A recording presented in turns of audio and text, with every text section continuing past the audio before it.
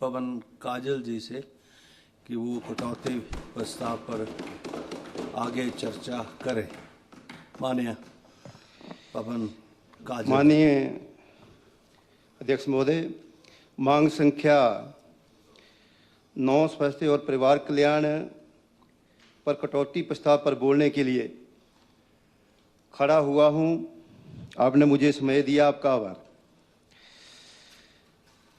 मैं बात करना चाह रहा हूं सर, माननीय अध्यक्ष जी, प्रदेश का दूसरा सबसे बड़ा medical college Tanda per day इस हॉस्पिटल की जो ओपीडी है सर 2000 से लेके 2500 तक है और ये लगभग 6 डिस्ट्रिक्टों के यहाँ पर पेशेंट आते हैं। और इसमें जो सीटी स्कैन है सर, सीटी स्कैन की वेटिंग 2 महीने और एमआरआई की वेटिंग 3 महीने और अल्ट्रासाउंड की वेटिंग सर 1 महीना। मैं माननीय अध्यक्ष जी आपके माध्यम से ये कहना चाह रहा हूं कि इतना प्रदेश का दूसरा सबसे बड़ा संस्थान हो और जिसकी ओपीडी 2000-2500 के लगभग पर डे हो और उस संस्थान में केवल 1 सीटी स्कैन हो, 1 एमआरआई हो। यहाँ से इस टांडा मेडिकल कॉलेज में सर चंबा से, भरमौर से, चुरा से, जिला कांगड़ा की 15 विधानसभा से ओवरलोडेड है। आए दिन यहाँ पे पिछले 5-6 महीने से इस प्रदेश के दूसरे सबसे बड़े संस्थान में 6 महीने से आपकी 4 की 4 जो लिफ्टें हैं वो सारी खराब है। आप खुद इसका अंदाजा लगा सकते, प्रदेश का दूसरा सबसे बड़ा संस्थान और इसकी जो हालत है आपके सामने। माननीय अध्यक्ष जी, ये जो सीटी स्कैन की जो चंबा से, चुरा से, भरमौर से या 15 विधानसभा से कोई भी टांडा मेडिकल कॉलेज में आता है, डॉक्टर के पास आता है और डॉक्टर उसको बोलता है कि आप सीटी स्कैन करा के लाओ। जब आप सीटी स्कैन कराने जाओगे तो 2 महीने की वेटिंग है। और एक भी मैं आपको बता देना चाहता हूं सर, आए दिन कई बार इससे पहले भी मैं जब भी 2012 से इस माननीय सदन में आया और टांडा मेडिकल कॉलेज के बारे में मैं हमेशा ही बोलता रहा हूं। स्थिति तो ये हो जाती है कभी कभी कि जिस हॉस्पिटल में, टांडा में जो डॉक्टर किसी को, पेशेंट को देखता है, जब ये स्थिति होती है कि सीटी स्कैन 2 महीने के बाद है, आपका एमआरआई 6 महीने के बाद है, तो आप बाहर भी करवा सकते हैं। तो जो गरीब आदमी, आम आदमी है, टांडा मेडिकल कॉलेज में कौन आता है? जो निर्धन गरीब आम आदमी है। अब 10,000 की एमआरआई कराने के लिए उसको बाहर जाना पड़ता है। तो इसी तरह ये अल्ट्रासाउंड की बात होगी सर, ये सारी बातें हैं। और मैं एक आपके ध्यान में देना चाहता हूँ, ये जो आप सिंपल अपना स्टोन का ऑपरेशन कराना चाहोगे या छोटी मोटी आप सर्जरी कराने चाहोगे तो 5-6 महीने की वेटिंग है। और कई बार ऐसी भी सूचनाएं मिली है, जो डॉक्टर टांडा में देख रहे हैं वो ही बता देते हैं कि आप उस हॉस्पिटल में जाओ और वहां पे आपका स्टोन का ऑपरेशन भी हो जाएगा, दूसरा भी हो जाएगा।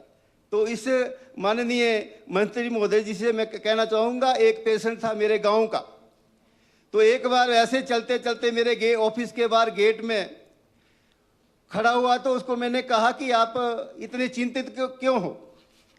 तो उसने कहा कि मेरी घरवाली को पथरी थी और पथरी का ऑपरेशन था। जिस हॉस्पिटल में टांडा में वेटिंग थी और जिस हॉस्पिटल में चला गया तो वहां कहा उस हॉस्पिटल में जल्दी करो, ये तो आपकी घरवाली, कुछ भी हो सकता है, ये जो पथरी है, ये जो स्टोन है गुर्दे में जा रही है, तो उसका छोटे से ऑपरेशन का 25,000 रुपया ले लिया उसका ऑपरेशन। तो ऐसे ऐसे सारे नहीं है, बहुत अच्छे अच्छे हॉस्पिटल भी हैं, पर एक दो हॉस्पिटल ऐसे भी है, आप कोई भी वैसे भी नॉर्मल आदमी भी किसी हॉस्पिटल में चले जाओ तो तैयार रहते हैं कि स्टंट डालना पड़ेगा, स्टंट डालना पड़ेगा, नहीं तो अदरवाइज कुछ भी हो सकता है। तो जो गरीब आदमी, आम आदमी घरवाले को लेके गई है, तो ऐसी कंप्लेनें भी आई है, और ये सच्चाई बोल रहा हूँ मैं। और जो हॉस्पिटल में कई प्राइवेट हॉस्पिटल में भाई डॉक्टर जाके वो ऑपरेशन करते हैं, पर उनका मास्क लगा होता, आजकल और ट्रेंड है, इक्का दुक्का हॉस्पिटल में वो टोपी कैप लगा के आते हैं, वर्किंग कर रहे हैं टांडा मेडिकल कॉलेज में, और ऑपरेशन कर रहे हैं कि निजी हॉस्पिटल में। तो ऐसा ट्रेंड भी है। माननीय अध्यक्ष महोदय, टांडा में फर्श पर लेटने को मजबूर हो जाते हैं। ये मैं पढ़ रहा था, पंजाब केसरी पढ़ना चाह रहा हूं सर आपके माध्यम से। ये है 5 नवंबर 2025 को, सराय से बेखबर तीमारदार सर्दी की ठंडी रातों में फर्श पर सोने के हुए मजबूर। ये बसंती देवी हमीरपुर से सर, मेरे पति का इलाज चल रहा है, हमें सराय के बारे में पता ही नहीं था, ठंड में बरामदे में ही चादर बिछाकर सो गए, पैसे भी नहीं थे, बाहर कमरा ले लें। इसी तरह एक नूरपुर से आया था, भाई की सर्जरी है, एक कमरे का किराया 600 रुपया है, जो हमारे लिए बहुत ही ज़्यादा है, इसलिए अस्पताल के अंदर ही फर्श पर रात गुजारनी पड़ी। शहनाज चंबा से, मैं अपनी 2.5 साल की बच्ची को लेकर चंबा से टांडा आई हूँ। बच्ची की तबीयत खराब थी, लेकिन यहाँ पर ठहरने की बहुत दिक्कत हुई।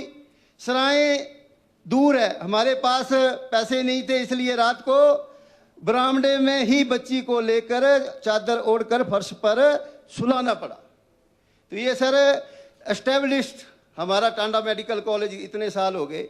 आने वाले समय में माननीय मंत्री महोदय, सराय जो है भी वो बहुत दूर है, आने वाले समय में इसका भी आप कर सकते हैं। और इसी तरह टांडा मेडिकल कॉलेज, इसी तरह सर आपका 26 मार्च 2026 को टांडा के आउटसोर्सिंग वार्ड बॉय ने की हड़ताल।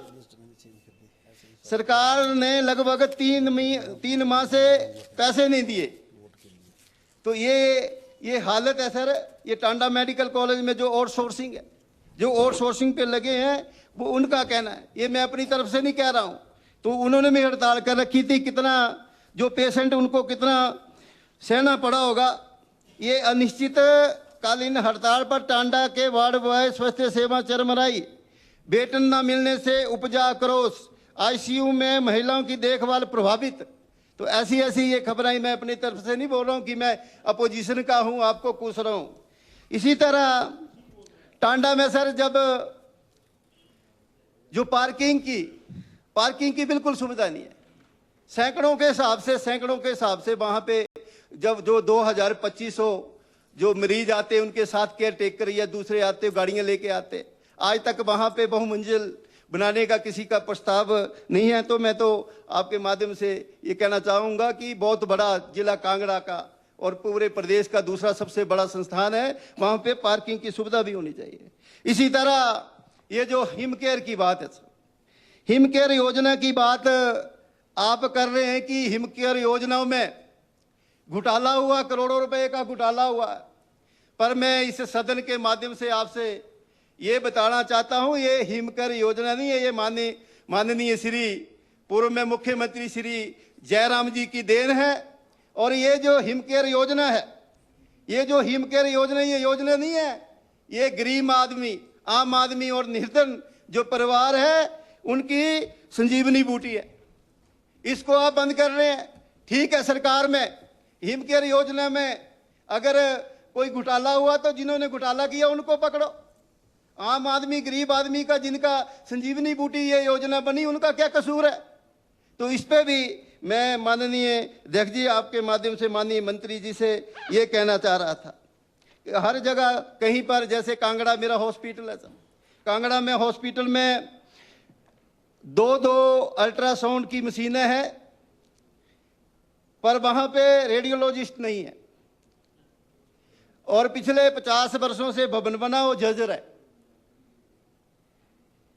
इसी तरह सर्जन, स्पेशलिस्ट सर्जन है वहाँ पे कांगड़ा हॉस्पिटल में, पर आप पता करना कि 2.5-3 साल से वहाँ पे कोई ऑपरेशन हुआ है।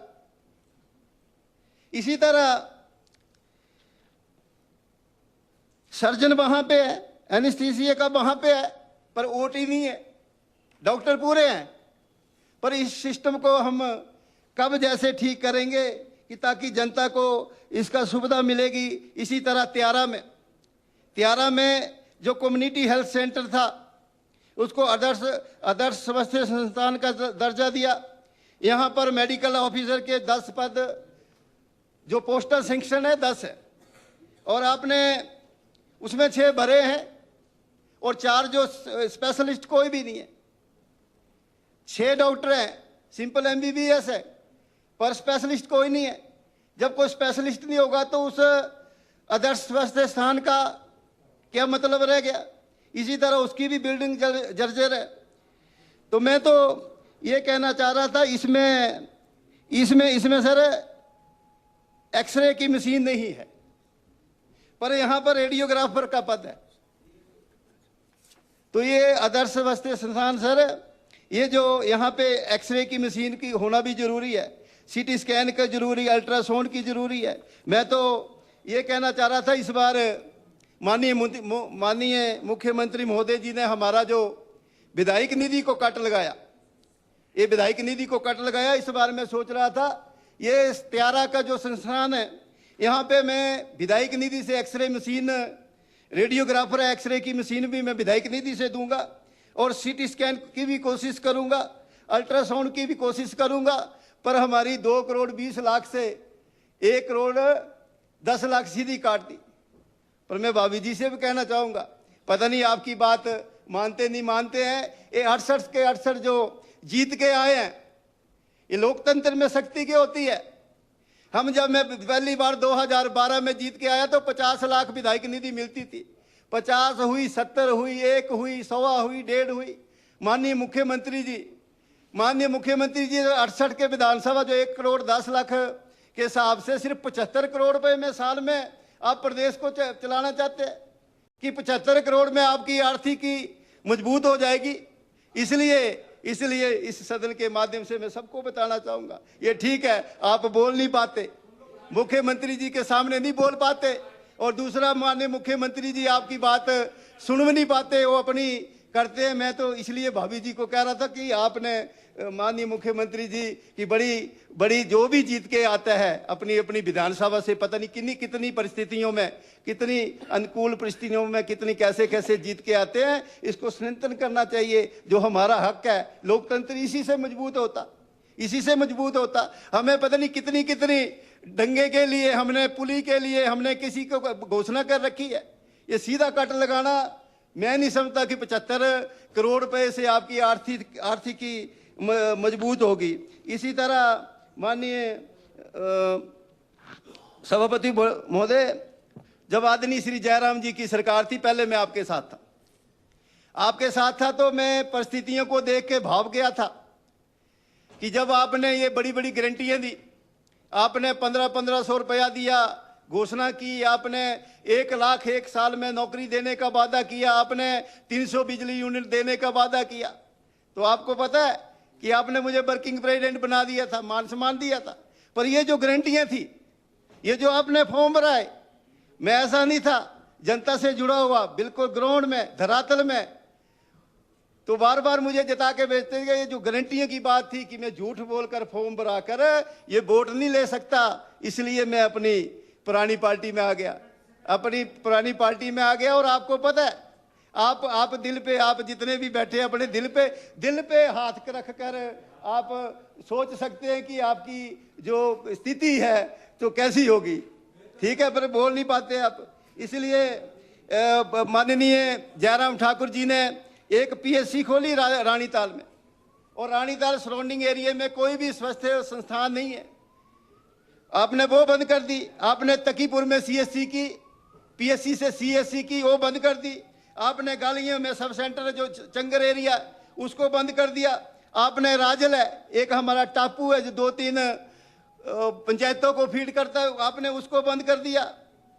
तो ये सारी टापू इन द सेंस की एक अलग से है, वो चंगर एरिया है, वहाँ पे नंदरूड़ है, खलटी है, वहाँ पे बोर कोआलू है। तो इसके लिए ये भी ये जो बड़े, इसीलिए और माननीय अध्यक्ष महोदय, ये जितनी भी बात मैं कर रहा था कि ये जो टांडा मेडिकल कॉलेज में 2000 से लेकर 2500 तक की ओपीडी है, हमारे जो सिविल हॉस्पिटल है, चाहे जोनल हॉस्पिटल है, चाहे पीएचसी है, ये छोटे छोटे, टांडा मेडिकल कॉलेज तो एक रिसर्च सेंटर है। ये जो हमारे जैसे कांगड़ा में भी बात बोल रहा हूँ, 12 पोस्ट है आपकी, सेंक्शन है 12 के 12 डॉक्टर वहाँ पे है, पर वहाँ पे सर्जरी नहीं हो सकती, वहाँ पे एक्सरे नहीं हो सकता, वहाँ पे सीटी स्कैन नहीं हो सकता। इसी तरह और भी छोटे छोटे हैं। तो ये जब हम इनको स्ट्रेंथन करेंगे, हॉस्पिटलों को स्ट्रेंथन करेंगे, तब ये जो मेडिकल कॉलेज है, जितने भी मेडिकल कॉलेज हैं, वो अच्छा काम भी करेंगे। ऐसा नहीं है टांडा मेडिकल कॉलेज में अच्छा, हजारों की लाखों की तादाद में कई मरीज यहाँ से ठीक होके गए और अच्छा भी है, पर इंफ्रास्ट्रक्चर जैसे जैसे पुराना हो जा रहा है, जैसे जैसे आपको कुछ स्ट्रेंथन भी करना है। पर इसके लिए आप माननीय मुख्यमंत्री जी कहते हैं कि मैंने 3000 करोड़ रुपए का, 3000 करोड़ का मैंने ये स्वास्थ्य संस्थानों को लगाना, पर हम भी 1.5-2 साल हो गए इसको सुनते सुनते। धरातल में तो कुछ नहीं आया, धरातल में तो कुछ नहीं आया।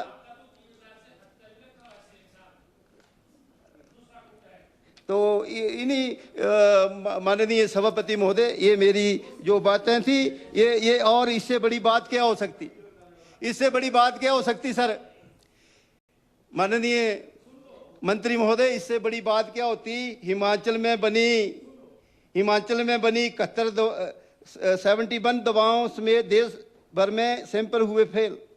ये अमर उजाला 24 फरवरी 2026 को, ये दिव्य हिमाचल 24 मार्च 2026 को, हिमाचल में बनी 72 दवाएं खाने लायक नहीं।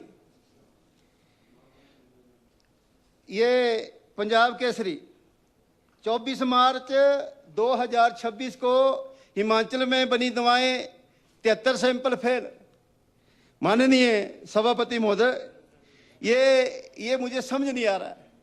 हमारा प्रदेश छोटा सा प्रदेश, शांति प्रिय प्रदेश, देवभूमि, पर ये अखबारों के माध्यम से ये सैंपल फेल होना, ये हॉस्पिटलों की तो हालत तो वैसे है, तो ये सैंपल फेल होना कितनी शर्मिंदगी की बात है। माननीय सभापति महोदय, माननीय मंत्री जी, टांडा मेडिकल कॉलेज में जब भी सरकार कोई बनती थी, वहां पे तत्कालीन मुख्यमंत्री साल में 1 या 2 बार टांडा मेडिकल कॉलेज में जाता था कि वहां पे प्रदेश का दूसरा सबसे बड़ा संस्थान है, जिला कांगड़ा की 15 विधानसभा, साथ में चंबा है, 6 डिस्ट्रिक्टों को फीड करता है, पर आप नहीं जा पाते। इसलिए थोड़ा सा इसके बारे में देखें। गरीब आदमी यहाँ पे ये जो सरकारी जो टांडा मेडिकल कॉलेज में, यहाँ पे निर्धन, गरीब, लाचार, जो बेसहारा वहाँ पे जाते हैं, तो इसको स्ट्रेंथन करने की जरूरत है, इसी तरह बड़ी बातें हुई। टांडा में कॉलेज रोबोटिक सर्जरी का होना जो शुरू हुई है, please don't disturb. Robotic surgery शुरू हुई, ठीक है, आपने अच्छी शुरुआत की, पर महंगी रोबोटिक सर्जरी धनराशि कब, इसमें फिर में फरमान आ गया कि रोबोटिक जब सर्जरी करेंगे उसको 50 या 60 हजार रुपया भी लगेगा।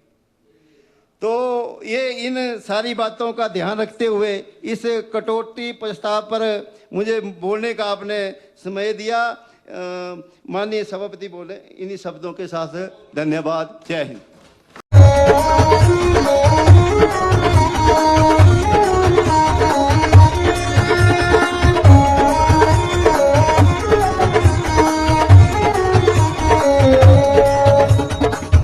नमस्कार, मैं Alka Bhardwaj, principal Gurukul international school Kunihar.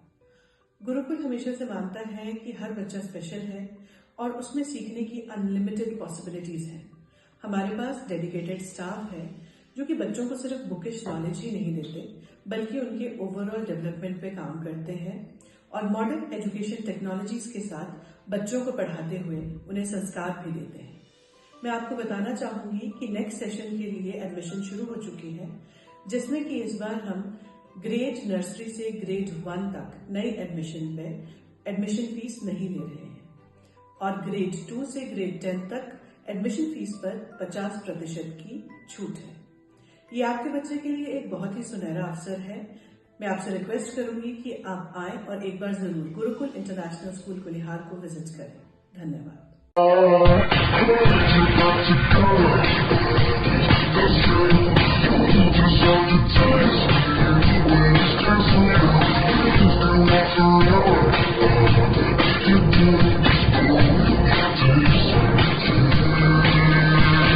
Looking for a school that shapes not just students but future leaders? Welcome to Kasauli International Public School, a world-class residential institution where learning goes beyond classrooms. With a strong academic foundation, an advanced curriculum, and excellence in sports and co-curricular activities, we focus on complete development. Nutritious food, a safe boarding environment, and experienced teachers living on campus ensure constant care, discipline, and guidance. Enroll your child at Kasauli International Public School today. Admissions are now open. Give your child the future they truly deserve. Thank you.